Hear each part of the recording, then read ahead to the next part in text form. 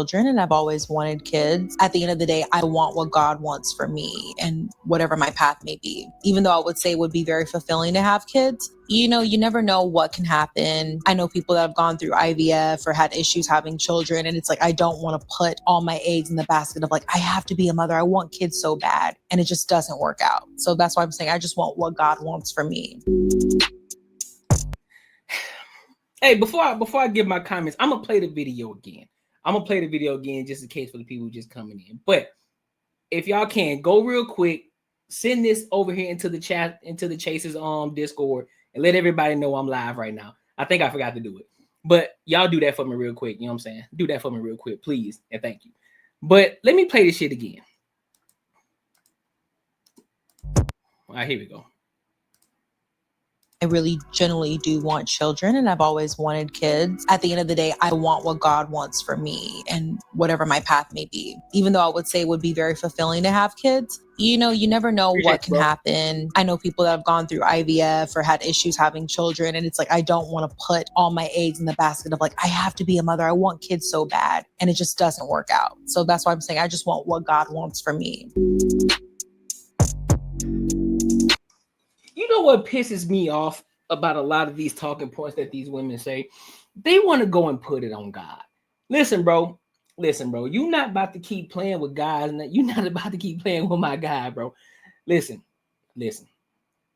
First and foremost, this is the rhetoric of a lot of women. And it's not just black women. This is the rhetoric of a lot of women.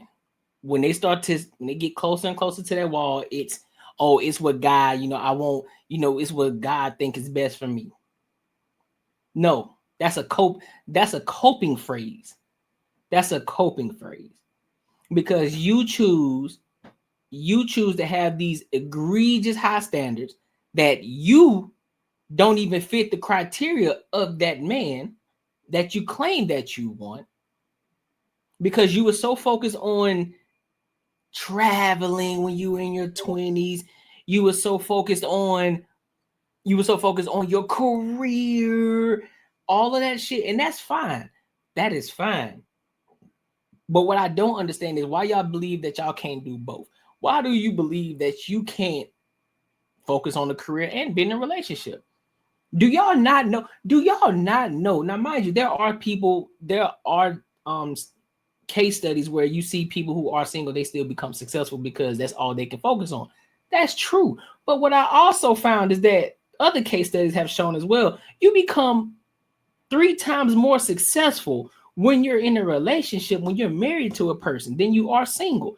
So with that being said, for all of you women who want to live the soft life, who want to live that luxury lifestyle, you want to live life the way that you want to live it, why don't you get in a relationship with somebody who is going in the direction that you want to go?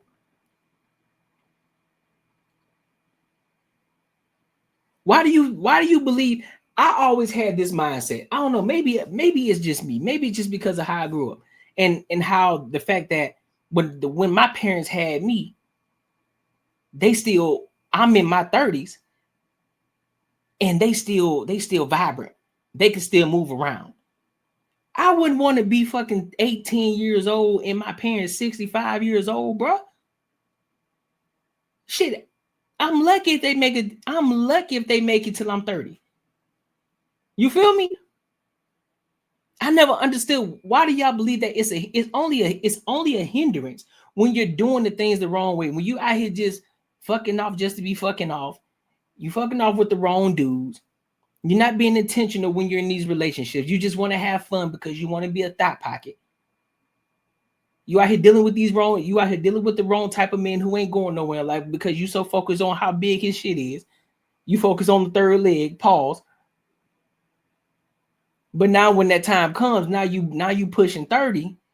Now you seeing all of your friends, they're in relationships, they getting married, they having children, they're becoming successful, because I'm pretty sure these women, they are in different circles where they probably have friends that are successful. I'm just gonna call it what it is. They seem like the type. I'm just gonna say that.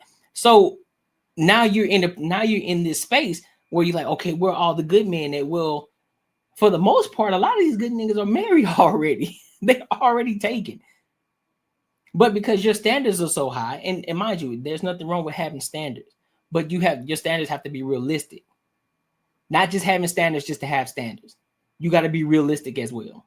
You got to understand where you are and where you're going. If you don't understand that, then you're never going to get the man that you want. You're never going to have the life that you want overall. Because I hear a lot of women sit up here and say, oh, well, if I never find the man of my dreams, then I'm okay with that. That shit sound good. Because you thinking God gonna drop something in your lap. You think God just gonna say, you know what? I feel sorry for you. Here you go. It don't work like that. And if it is, it's gonna be a simp. A nigga that you don't love, admire, or respect. Had this conversation on Bantam Border. Had this conversation. We were going back and forth about what Dr. Cheyenne Brown was talking about. The girls on the panel telling us, well, you're not listening to what she's saying. Y'all get mad because women. No, we don't get mad, but we hear the contradictory. We call out the contradictory. I don't care what she wants. I don't care if she want a high value man that's high functioning. I don't care. But what I do care about is the contradictory and the shit that she's feeding, because this shit goes on to the media. Then you got women that was on the panel who sit up here and say, oh, I agree with what she's saying. I understand what she's saying. But did you hear the contradictory in what she was saying, though? Because when Buddy asked her, hey, so you telling me you'll take the low value man, but he's high functioning, versus taking the high value man that's low functioning, right? She's like, yeah. But then when she said, okay, so why don't you date that man? Well, because it don't fit my lifestyle. What the fuck are you talking about?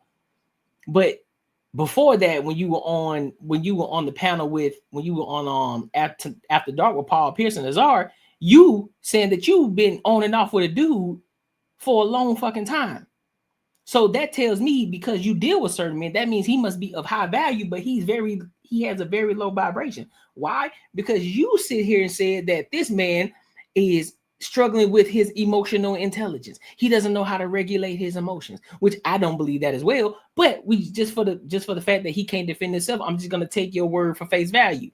You said that he doesn't know how to control his emotions.